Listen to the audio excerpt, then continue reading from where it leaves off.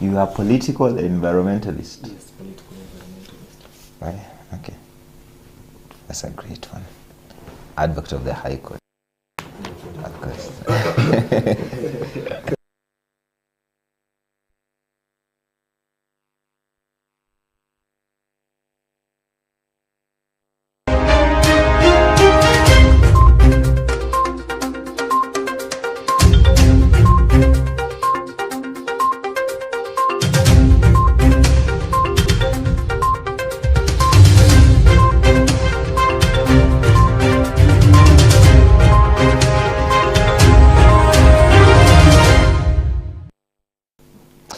Welcome back, Kirk in the morning, and now I'm joined with my guest in studio. On my far right, of course, is one and only Brian Otieno Odhiambo, an advocate of the High Court of Kenya. And of course, closer to me here is one and only Victor Opio Okelo, a politician as well as a political environmentalist. Yeah, I got that right. Sure. Maybe would you mind tell us who a political environmentalist is in a second? Okay, a political environmentalist means is a politician who is an environmentalist, who is trying to agitate for a better environment. Oh, okay. Yes. Okay. Welcome, guys. How are you, Wakili? I'm doing very well. Okay. Thank you so much for having us around. Yeah. It is part of our duty to inform the masses. Exactly. And also shape opinion where need be. Yeah, yes, that's great. I want us to have a look at what is hitting the top headlines of the newspapers these days. And I have with me here two dailies, the Daily Nation and of course the Standard. The Daily Nation, the top page, battling ghosts from the past. This all about issues to do with the ongoing vetting exercise of the CS nominees into the cabinet. We've had 2 days of that exercise running on Monday and on Tuesday. So far we've done around 10 of the nominees. Today it is scheduled to continue with another 5 to be vetted today. But the top headline of the Nation here, battling ghosts from the past. First, even before we go deeper, what do you make of the exercise so far, Wakili? In strict sense, the vetting process is a requirement by law because it allows us to determine the worthiness or rather unworthiness of a candidate, of a nominee. So far as it is, I would say that it is a good exercise because it is allowing us as Kenyans to see who actually the president nominated, to know the character, to also understand how far these people have come in terms of their practice, in terms of their wealth, in terms of their experience, in terms of whether they're the perfect fit of the job. And so that allows us to understand whether the president really made the right choice in terms of whether in nominating them or not. So far as it is a revelation of the character, the experience, the capacity, and the technical nous of those individuals. Mm-hmm. I would say that the vetting process has at least given us an image of who the nominees are. Mm. Yes. What do you make of the same, Victor? Okay, being the process being a legal process, and you can see Daily Nation is saying battling of ghosts from the past. Mm. We are trying to see the worthiness or unworthiness of these people. Mm-hmm. And you can see people were questioning, is it political loyaltiness that is granting these people the opportunity, or is it the worthiness, the legal requirement, meeting the requirement of these people? So I think as at now, I think Kenyans are seeing with their own, and it's political loyaltiness, and everybody who has been vetted, you can see there's a lot of ghost battling of the past. Yeah, talking of the ghost, I'm having the Daily Nation here, and they are captured. I have 5 faces here, but I know we've done more, and I'm not going to go deeper into that. But if you look at Aisha Juma, who is the nominee to public service and gender, slot, say there is some tags around on the murder charge, graft case, questions of higher education certificates, and we have Professor Njogu Nandongo, who is been nominated to take over the treasury, security printing tender, Grand Regency Cell, and Imperial Bank bank collapse. Then we have this Churchill, who has been, nominated to the energy docket. The chicken gate scandal, if you remember that. And then Professor Kithure Kindiki, just a bribe of 500,000 there, payment, I think. And then, of course, we have Moses Kuria on trade. But on Monday, the nominee to the Prime Cabinet Secretary, this is Musalia Mudavadi, faced some hard questions on the scandals that were really big in the 90s and the 2000s. Talk of the Golden Bag, talk of the Anglo leasing, and of course the issue to do with the land, the cemetery land, that was purchased by the defunct Nairobi County Council then. Looking at this, all these issues, what do you make of the characters that we are bringing into positions? Okay, we have the law that says the presumption of innocence until proven guilty, but don't you think it leaves questions on the lips and faces of Kenyans about the characters and individuals that we are bringing to office? Of course, absolutely. That is the point. And then what we need to be asking ourselves is, as you pointed out, is with these scandals coming to the light, are we really having the right people in position? And so, as Kenyans, as a concerned citizen, I would say that there's nobody who is without blemish. That is the truth. The truth of the matter is that there's nobody without blemish. But then again, we have to appreciate that issues around scandals, that, like the Golden Bag scandal, that have not been concluded yet up to date, but there are people who have been indicted. These past records need to help guide the president in their nomination. So it puts to test Chapter 6 of the Constitution, the chapter on leadership and integrity, as well as the Leadership and Integrity Act of 2012. Is it really responsive? Is it really performing its function? Is Chapter 6 merely of cosmetic value in the Constitution? Are we really following in strict sense and meaning the intention, the desire of the makers of the Constitution when they put up Chapter 6? So the question therefore would be one of integrity. Are the people who were nominated by the president of integrous character? Now, somebody like Musalia Mudavadi, he would say that he's clean, he was given a clean bill of health, but Kenyans have not been party. The investigations and the report of the Golden Bag scandal have not been put out to the public so that we know whether Musalia Mudavadi was vindicated or indicted. There are issues of presumption of innocence where somebody has been charged of an offense and the case is still pending. Yes, the mere fact that the standard requirement is that you are innocent until proven guilty. But again, I would want to question, this is just a philosophical view, from my view, that yes, but the mere virtue of the fact that a charge has been brought against you, yes, you are innocent, but it portrays that there is a possibility of involvement in the said offense. So there's a question of trying to balance your said involvement, your questioned involvement, and your vindication.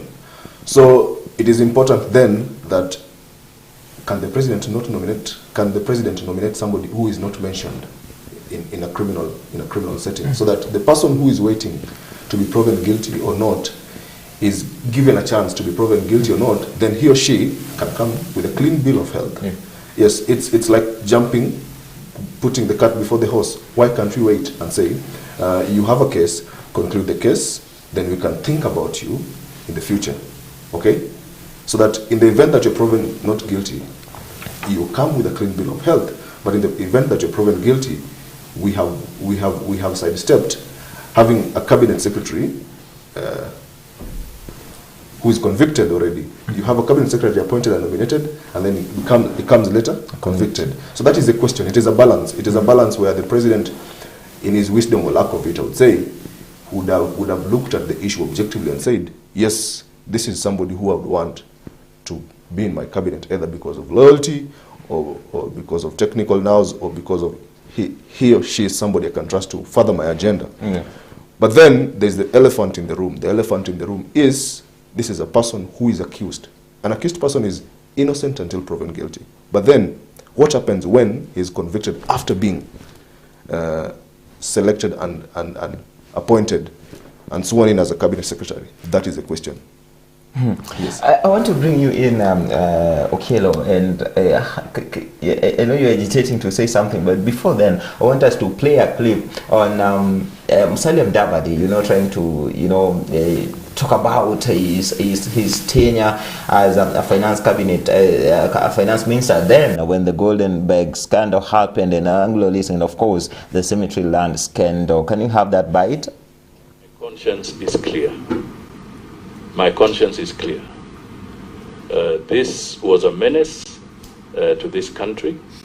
It was a program of export compensation, which was a policy position of the government of the day to try and spur exports in this country. And then it was abused. And in the process of it being abused, it caused havoc. On the issue of the cemetery scandal, I come back to it again and I say this matter was dealt with, it was investigated, the matter was even dealt with through the courts, and the decisions were made by the courts. And I was not in any of those areas as somebody who was a suspect or anything. And in 2016, I was a state witness in those matters. I was not. Yes, that is Musalia Mudavadi, the nominee for the Prime Cabinet Secretary. Bwana Victor, you wanted to say something on this? Yeah, sure. When it comes to integrity test, all the billionaires, it's called billionaire cabinet or a millionaire's cabinet. You can see it's a hustler nation where the president, when he was campaigning, he was agitating being a hustler and all that. But now the people is bringing on board. First, they are billionaires and millionaires. First, they cannot pass an integrity test when it comes to me on my own judgment. As you can see, like everybody on in that cabinet has an issue. That's why there is a battling ghost of the past. There are murder charges, there are trade, the issue of land, bribes and all that thing. So, just like my brother said, why can't we get someone who is clear on integrity? And then when they are done with these cases, now they can be brought on board. Yeah, that's what I can say. So all my guests here agree that there is an issue, and if there is an issue, until the issue is solved, then they should stay aside and wait. But that is what is happening. They are now being vetted. We leave that to the committee to decide if they have passed that test. But Aisha Juma, yesterday as well, she was kind of emotional when her story was being told, actually, when she was trying to explain her history. But when it came to the issues, to do with the misappropriation of the NGCDF and the murder charges, against her, she was very categorical and said that she is not guilty. And of course, the DPP has dropped, the case to do with the NGCDF. And I want us to listen to her so that we continue the conversation.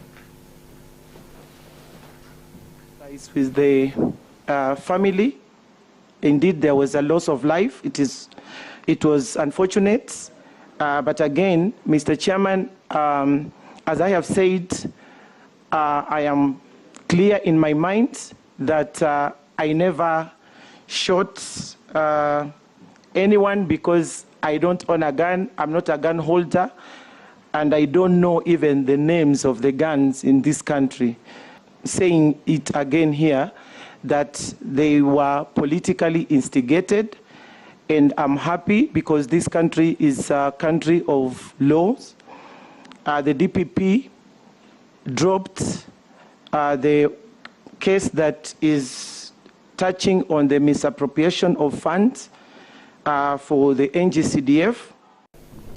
Wakili, I want to bring you in. Yes. This thing that they say that the cases are politically instigated. How do you, look at a case and say this is politically instigated, and yet it's in a court of law, it has been received, and even presented by the DPP himself? I find it very alarming that somebody who we are going to have in the top echelons of leadership in this country would make such a comment. because the determination of whether somebody, the question of a crime is two-pronged. One, it is the determination of whether one is guilty, or on the other side is the determination of whether one is not guilty.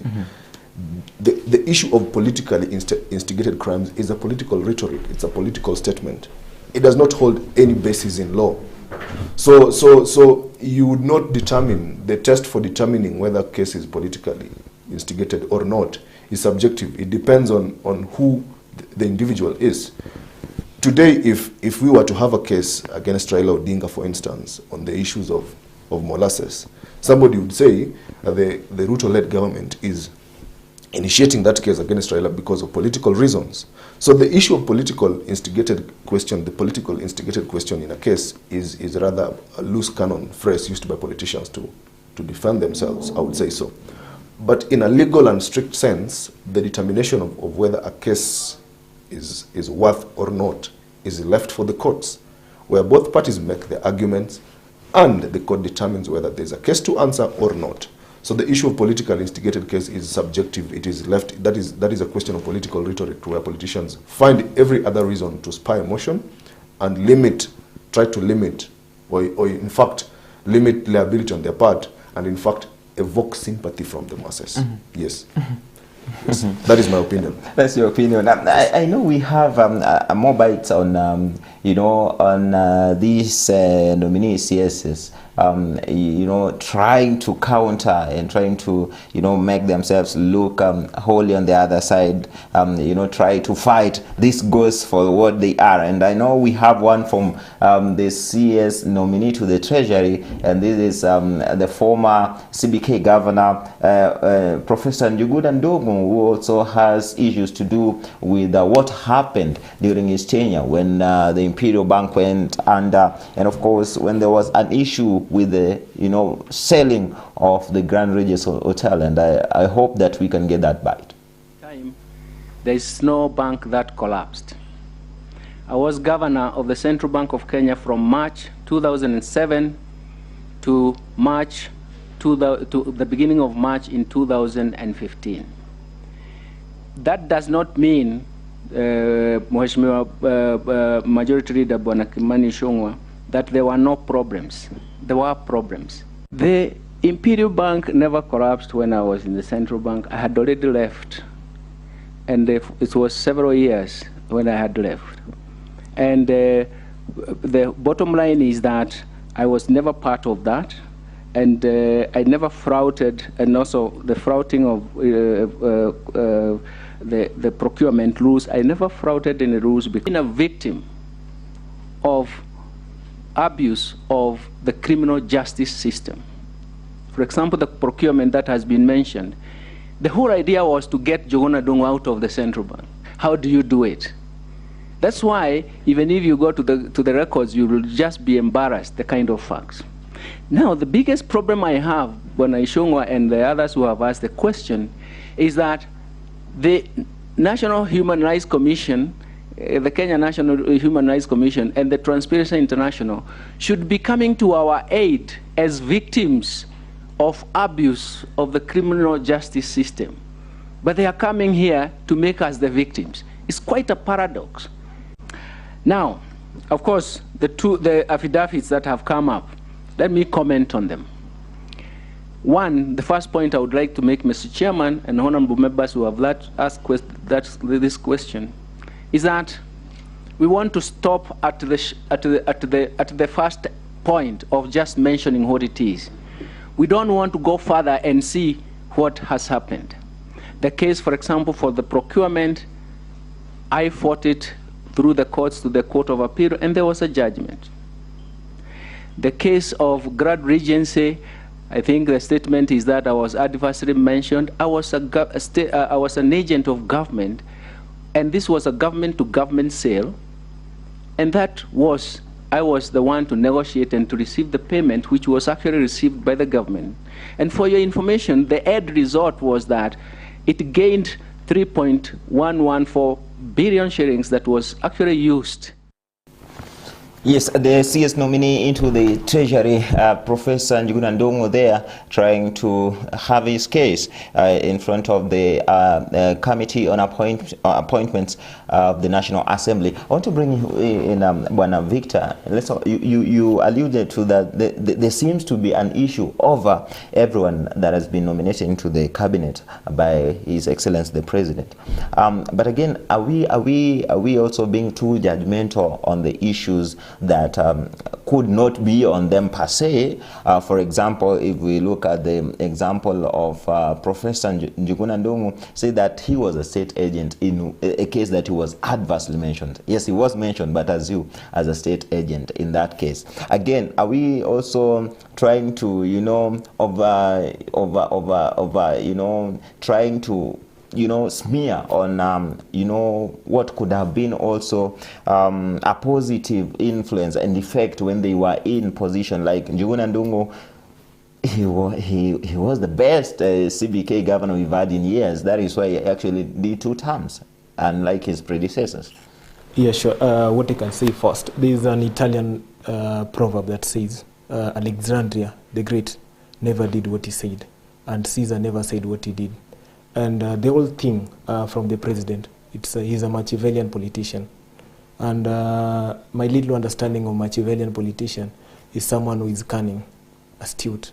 Cunning like a fox and then astute. All those are names you can say. So what the president promised the people, as me as a Kenyan citizen, I expect the best from the president. The best cabinet secretary, the best, anything that I expect from the president is the best. But is the president rewarding loyalty to the people who stood with him, or is he considering the people as citizens now? And then calling him as a Machiavellian because maybe he's looking into 2027 politics. Mm-hmm. And when it comes to Njuguna, the CS Treasury, being a state agent, like right now you're working from Kirk TV, you are sent there to, let's say there's an event happening at, let's say, Riara University. You are sent there to air or do something there. That one you are entitled to do as Kirk instructed you. Being a state agent, it's not an individual deed or something. He was the best governor of CBK. That's why he served 2 terms. And being a state agent when selling of Grand Regency, then that I can't judge him because he was sent.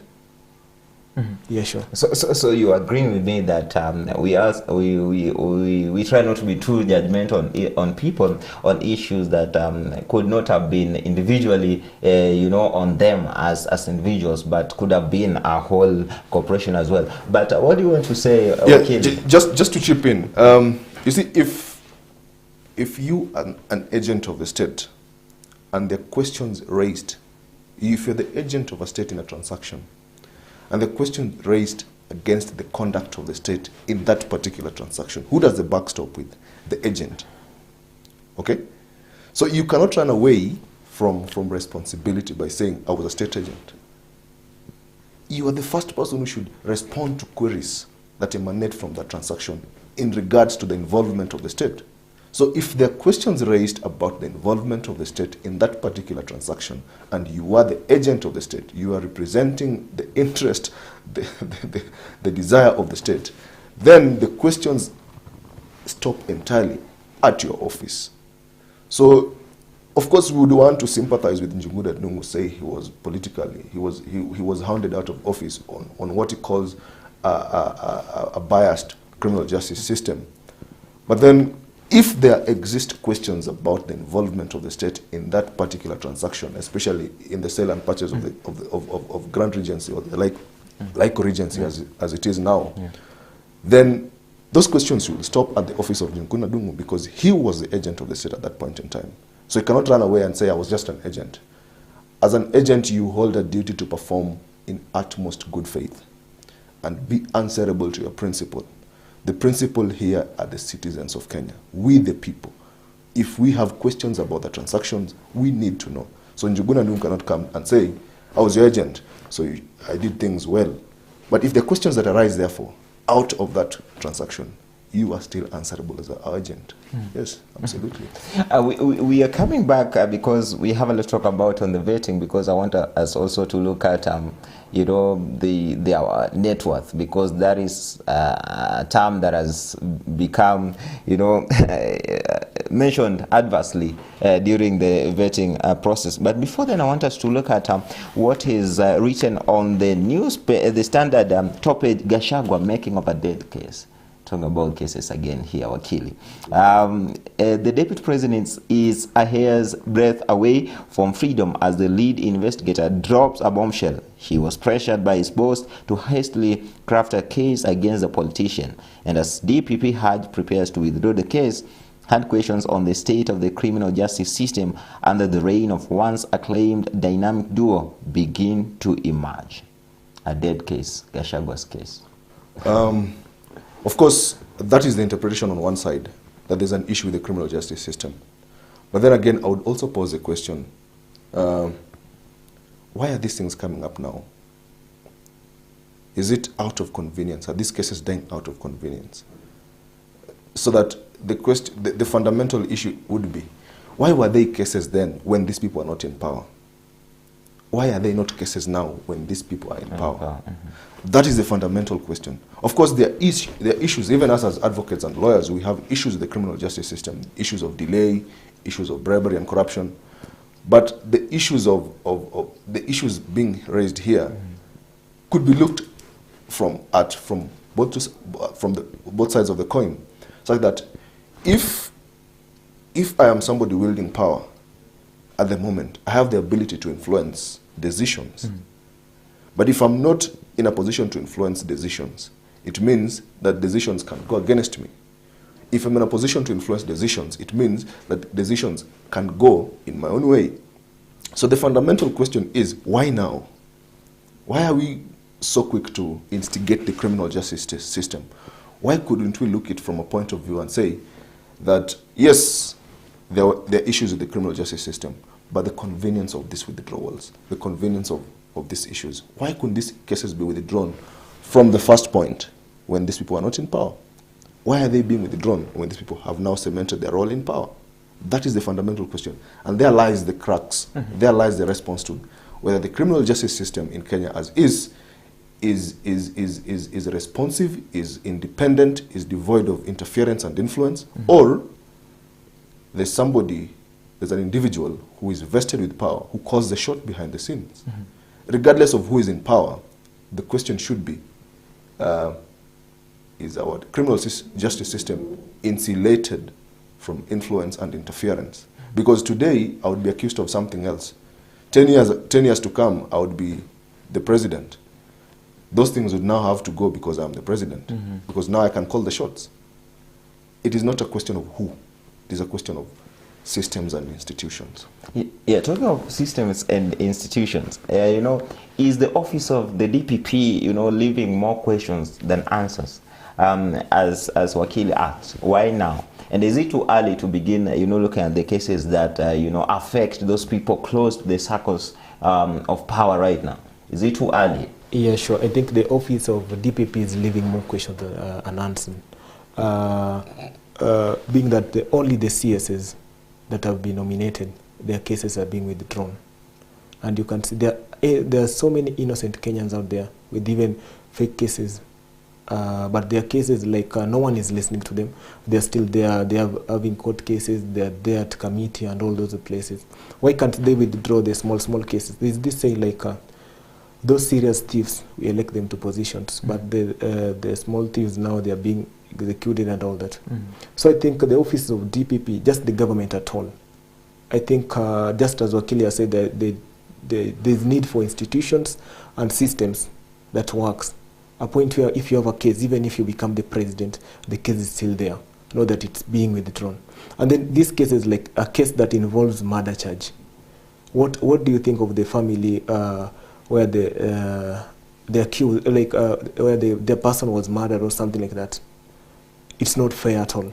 So what I can just ask, like, I think something needs to be done. And Kenyans, if it's a matter of time, then Kenyans need to rise up and do something. Talking of the murder charge of Aisha Juma, actually the Ngumau family actually recalled the case and say they are willing to settle that out of court. Again, the question, why now? Rob said, but again, how are we going to, as a country, try to distinguish and make the independent bodies really independent, like the office of the DPP, the criminal justice system for that matter, to be really independent of whoever is in position and in influence at that time. Just to say that, as a precursor, every man vested with power is up to abuse it. And that is why we create institutions with checks and balances. The Office of the Director of Public Prosecutions, in law and in paper, in black and white, is an independent office. It is a constitutionally created office with the powers to prosecute, investigate, prosecute, and charge criminal offenses. Now, he is an appointee of the president. Yes. He is vetted by parliament. That is where the checks and balances come in. So that if there are questions as to the character of the DPP, parliament has to come in. Is our parliament really doing its function? Now, the question that comes in at this point, parliament should have even, at this point in time, instigated an investigative process on the veracity of these withdrawals. If parliament were parliament, as it should be, per se, in strict sense, a representation of the people, independent and distinct from the executive. But what we have right now is parliament that is an olive branch of the executive. And it is really disheartening for me to say that as a lawyer. As a constitutional law enthusiast, I would say that is really disheartening for me to say, because the institution of parliament should be able to check the excesses of the executive. The institution of parliament should be able to check the excesses of constitutionally created commissions and bodies and and offices, such as the DPP. But are they doing so? They're not doing so, because they are under the leash of the executive, and that is a sad state we find ourselves in. So what do we do going forward? What we do going forward is, as citizens, the Constitution grants us the power, we the people. That is the supreme clause always we remind people, that every power and authority exercised in this country emanates from the people. Are we the people do the people really understand that specific role? This is where we the people come in. We have the power to institute cases in issues of public interest. The judiciary is independent. It should be independent as well, so that we question the veracity of the decisions made by the DPP with regards to some of these withdrawals. And you saw the Law Society of Kenya give the DPP ultimatum to give reasons for failure, to which they would go to court and seek clarification and advisory opinion from the Supreme Court, or even seek an indictment on the DPP. So these are the questions we need to be asking ourselves. Do the people really understand the modalities of how we can exercise our power, both directly and indirectly? Yes. Well, that's a question that actually the answer should also come from you. Absolutely. People in the law sector, and we expect that you are going to help Kenyans to understand these matters. But getting back to our conversation this morning, the Hustler Cabinet. Is it Hustler for what it is, for the name it is? Because looking at, I have that paper with me here. I think I have it here. For the 10 or so nominees that have already been vetted, they total up to 2.28 billion in net worth. For example, Musalia Mudavadi, who is a nominee for Prime Cabinet Secretary, is worth 4 billion. Justin Turi, Attorney General, worth 700 million. Eden Duale, Defense, worth 851 million. Actually, let me just allow them speak for themselves, because we have that, those clips of them, stating their net worth. Would you tell this committee your financial net worth? Mr. Speaker, yes, I would comment on that. If I take my investments in shares in various in some companies, and also the properties that I own, I would put my net worth at about 4 billion shillings. 4 billion. What are your current and anticipated sources of income? Mr. Speaker, rental income, dividends, where I have the shareholdings, and also interests, and of course other expenses that come from the farm. The chairman, I've been a very modest public servant, and my net worth is currently estimated at just about 700 million.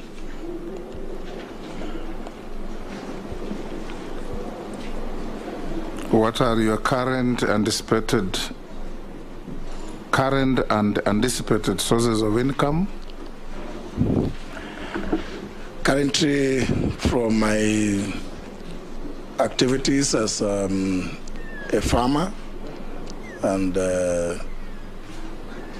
through consultancies that I do from time to time, do get occasional rewards.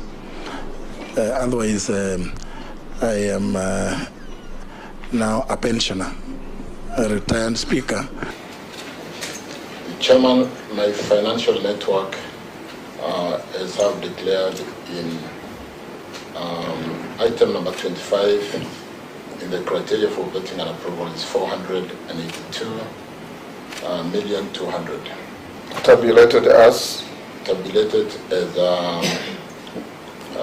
farms in Olengurwane, Kipsanoi, a house in Spring Valley at 95, my current residence, some rental property in Westlands in Matundu, valued at 50 million,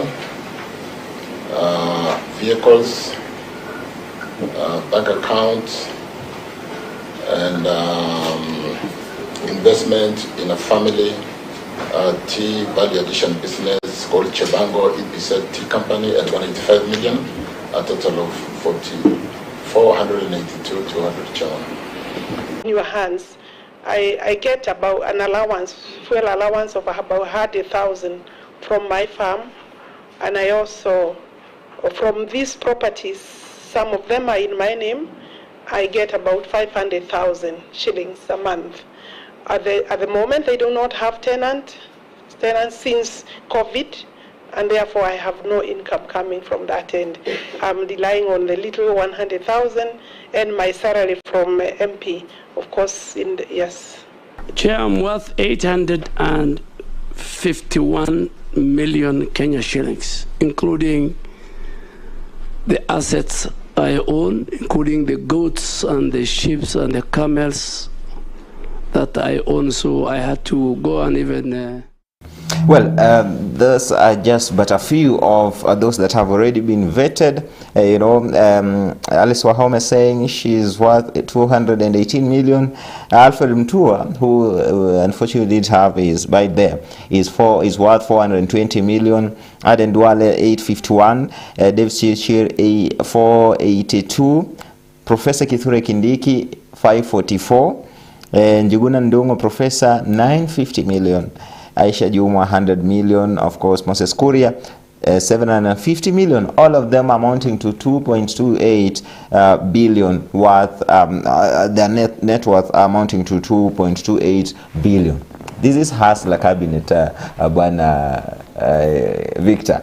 Yeah, sure. What I can say, I told you before, this is purely Machiavellian. You know what it means by somebody worth 4 billion. And as you can say, Junet Mohammed was asking the Minister for Foreign Affairs if he's the one who owns A&L Hotel, then he doesn't worth 420 million, which means these are just figures. They are trying to be hustler time. It's hustler time. This guy worth more than this. And a common mwananchi like me and you, who may be worth just 1 million or something, and they are not getting space. But when the guy was campaigning, it's a government for Mama Mboga, Tom Kokoteni, somebody like that. So it's a challenge to us as young people. We need to work hard seriously so that we can also be somewhere. And it means like somebody who is not worth millions, 100 millions plus cannot be a minister in this government. So I think it's a qualification, I don't know. But for us as young people, we need to work hard seriously. It's a challenge to us. We need to be ranging, let's say, $1 billion maybe in some 5 years coming, no matter the means, but so that we can also have a space in these places. Yeah, thank you. Wakili, I wanted to have your say on that as well, and as well tell us why is it important for these nominees to state their net worth from the word go. Yeah. Now, just to build on what you said, what is the definition of a hustler? What do you understand by the meaning of a hustler? Or what did this government, the government of the day, portray to us as the definition of a hustler? They portray to us the definition of a hustler as somebody who is on the lower cadre of life. And that is the perception we had all along. And so our belief that if the Kenya Kwanza would capture government, and they actually did, our belief would to see somebody who we had never known from a lower cadre of life, qualified and technically adept, selected for a ministry, in let's say education. That is not what is happening. It is rewarding loyalists. It is a loyalty reward system for this government. And so it's quite unfortunate, but that is what you have to live up with. But then again, like you pointed out, the question of net worth, why is it important that we reveal it? One of the centerpieces of our constitution is the issue of leadership and integrity, so that we operate in a manner that is transparent and accountable. State officers are supposed to operate in a way that is transparent and accountable. So that going forward, we know that in 5 years, having revealed this, that today Musalia Mudavadi, for instance, is worth 4 billion.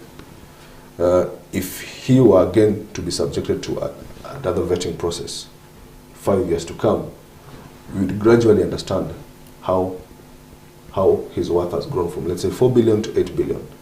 Okay? It is a question of accountability. It is a question of transparency. That is what the law is trying to entrench in terms of revealing what you are worth. Again, it is a question of trying to insulate Kenyan funds from hungry individuals, so that a leader who is in position is put in check by understanding that if I take too much, then the question of my worth would be put in question. So I should avoid, if that was the intention of the makers of our constitution. But the question is, how true are these figures? Who audited these figures for us to know that they are truly saying what they are worth? And that is why he raised a question saying that they could be worth more, some could be worth less, but they projected it higher so that wakiba sijikale wameiba. Kweli. And the question, the issue is who determines the true value of the net worth of a leader or a politician.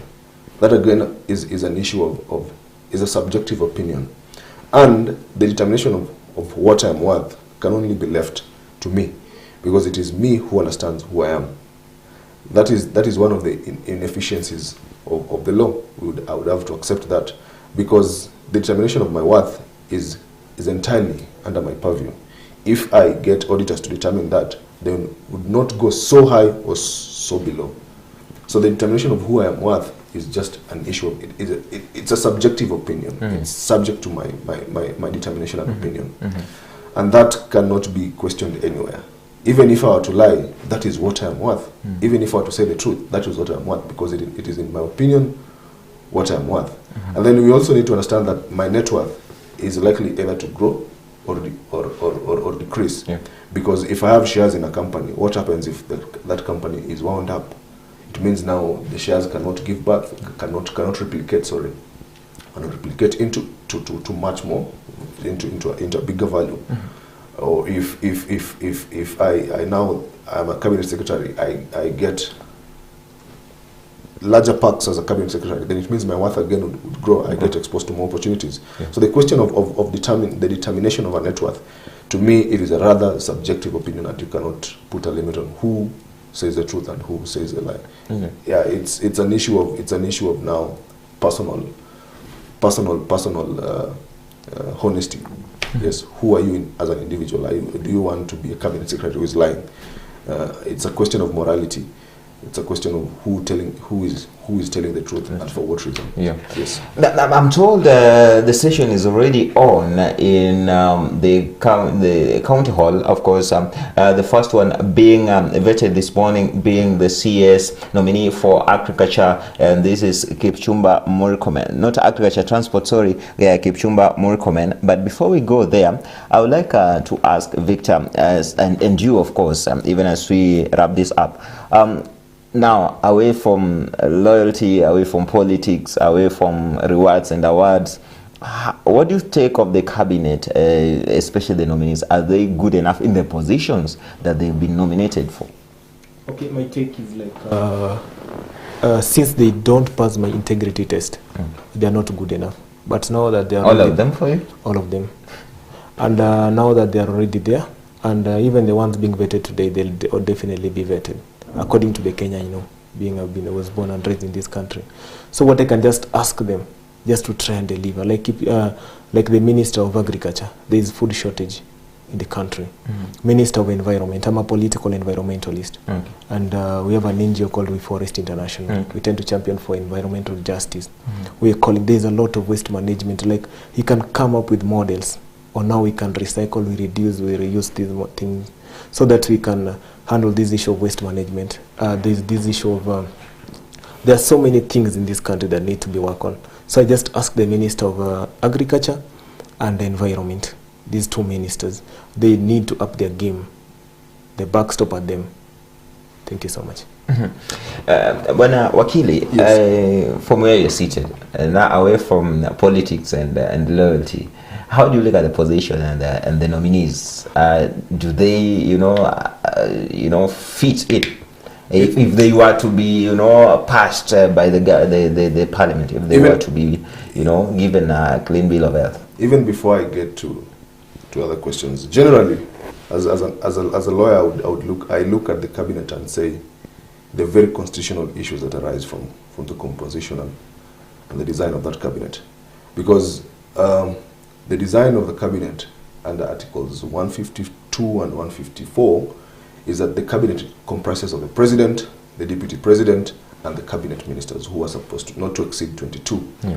Now, the president, in his wisdom or lack of it, has avoided the question of regional and ethnic diversity. Because a Kikuyu who lives in Isiolo is still a Kikuyu. He would be viewed as somebody from Mount Kenya. But he's in Isiolo. That is a question. It is left to political rhetoric and convenience. Okay? The question of regional diversity and balance has been left to diversity. It has been left to political convenience. But he has still tried to balance Wakili. I still question that. Daradi comes from Western. I still question that. Mturi comes from Lower East, Upper Eastern. When will you ever get somebody from the Ogiek? Do you know we have 44 tribes in Kenya? We have a tribe called the Makonde. But at least we have people from we should try to embrace from the marginalized. At least we have people from the marginalized. We have a Denduale who comes from the pastoralist community, and we do not want to. That is why I said the question of regional balance and the diversity and ethnic diversity has been left to political convenience. So that if I am a Somali who lives in Nairobi, then I'm viewed in the same context as a Somali who lives in Marsabit. That is the question. It is out of political convenience. The other issue is the two-thirds gender rule. Okay?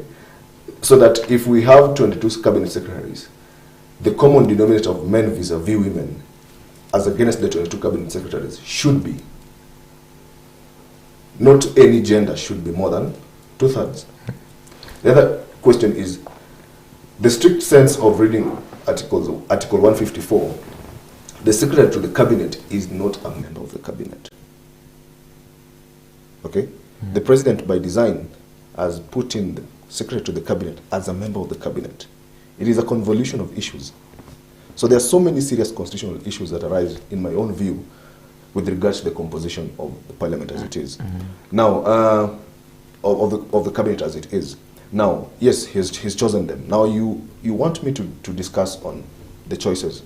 I would say for me, I would give the president a 3 out of 10 in terms of the choices. Because why? Because now this is the because. We have, for quite a long time as a country, we have exemplified political leadership into the cabinet positions rather than technical capability. And for me, technical capability is not what you can offer for a specific position. Technical capability comes in the sense that emotional intelligence. How do I relate with individuals? Most of these people, their questions are arising out of integrity. Okay? Most of these people are political people who have been in politics, and they understand the terrain of politics. They are politicians by design and by default. Aden Duale is a politician.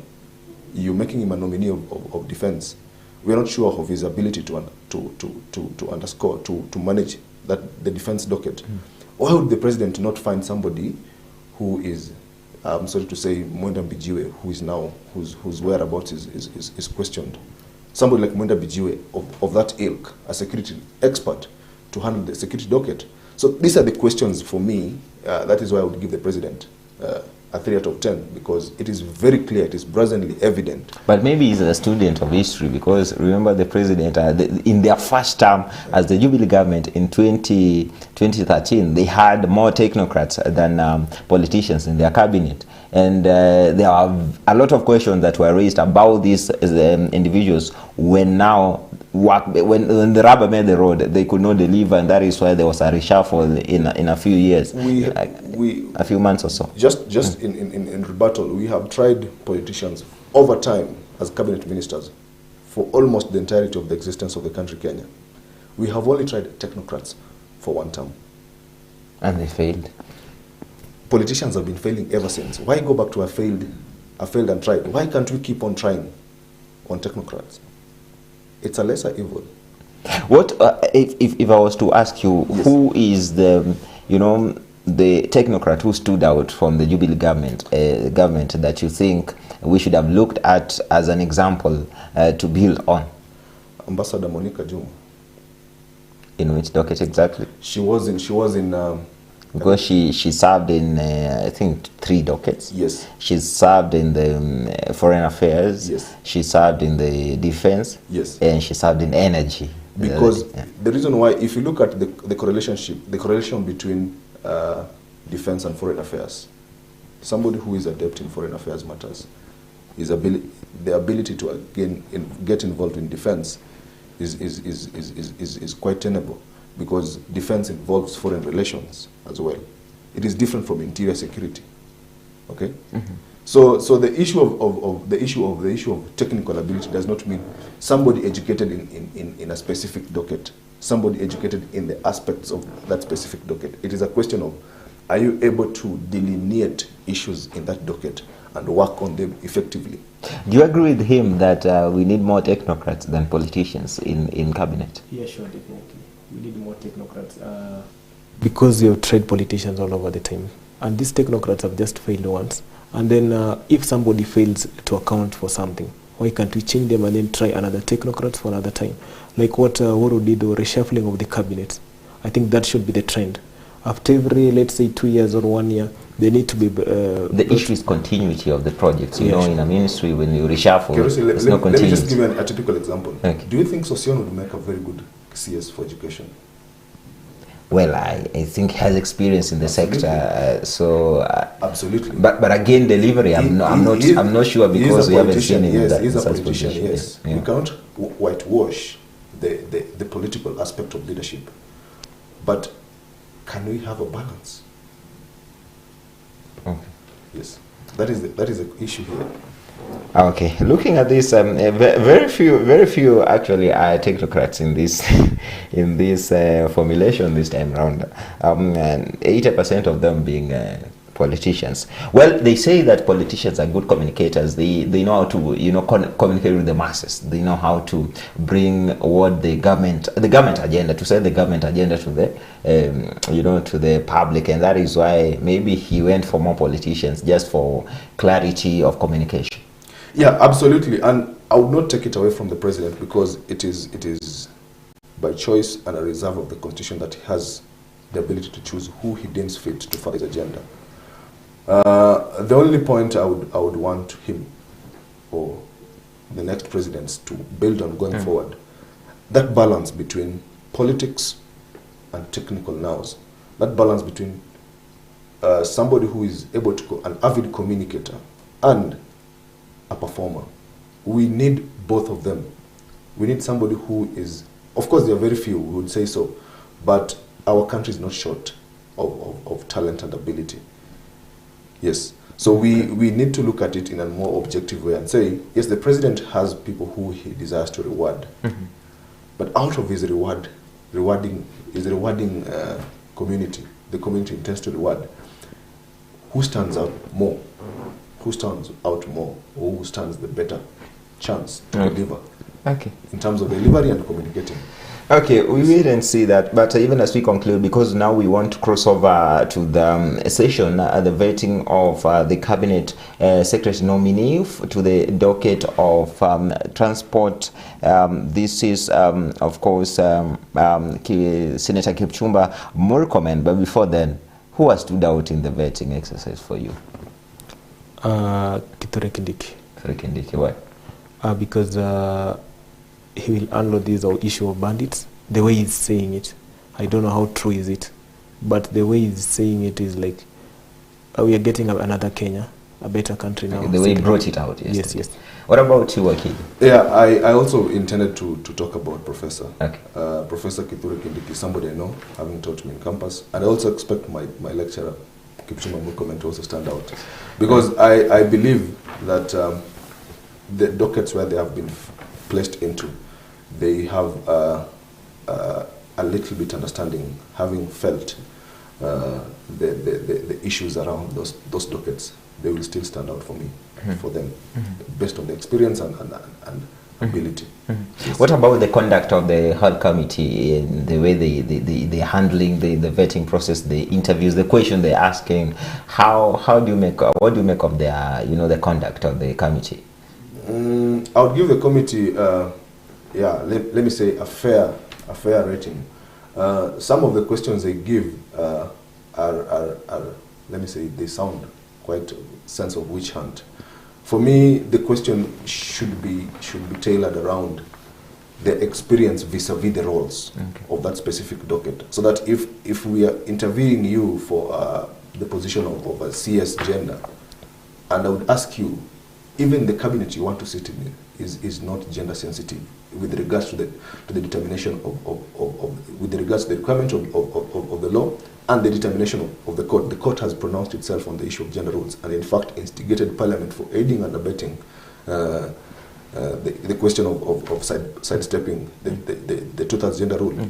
I would ask you, as a CS nominee for gender, what are you comfortable sitting in the same cabinet? That is the question I would be asking you. And how do you intend to further the question of gender when the same place you're sitting, your own house, is leaking? Those are the kind of questions I expect the committee to be asking, so that the questioning should revolve around your roles and your ability. The issues of who you met where, or who you have been dealing with. To me, there are some of them seem odd, unnecessary. Yes. What about you? Even as we conclude, what do you expect going forward? Now we've done 10. We have around 12 more to go. Yes. Oh, sure. According to me, what I'll let's say for the ones who are coming now, the questions should be more of what are you able to do as a person on this docket. Let's say on transport. Though I used to stay in Mombasa Road. Now there is issue of traffic is now a bit reduced. What are you able to do as individual on that docket? Yeah, sure. Not like you did this. Though there is need for integrity test. but also they should measure Capability. yes, capability and ability. Okay.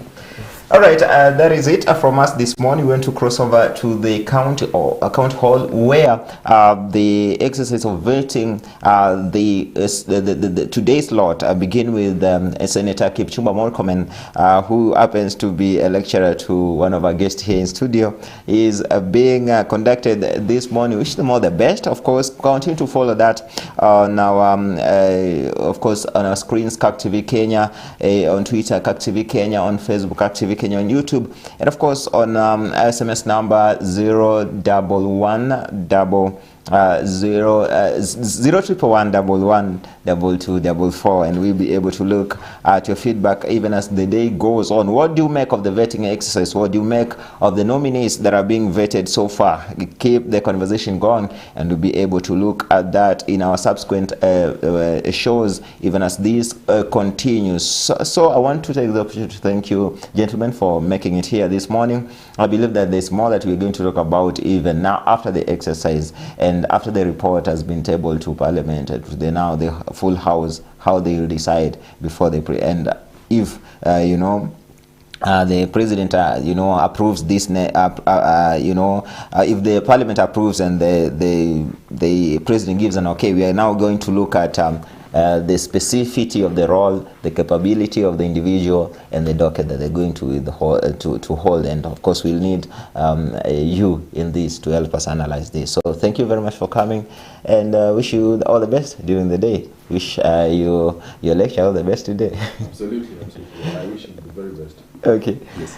Thank you very much, Avio, for being with us this morning. I want to take you over to County Hall for the proceedings of the vetting of today's lot of the cabinet secretaries. Today we have Kipchumba Murkomen this morning, then Tuya, Njeru, Malonza, and Wafula in that order during the day. My name is Vincent Kirosi. Thank you for watching Kirk in the Morning. See you later in our subsequent bulletins, of course, beginning the Kirk Adhuri and the Kirk Machwe in the evening. Go ahead.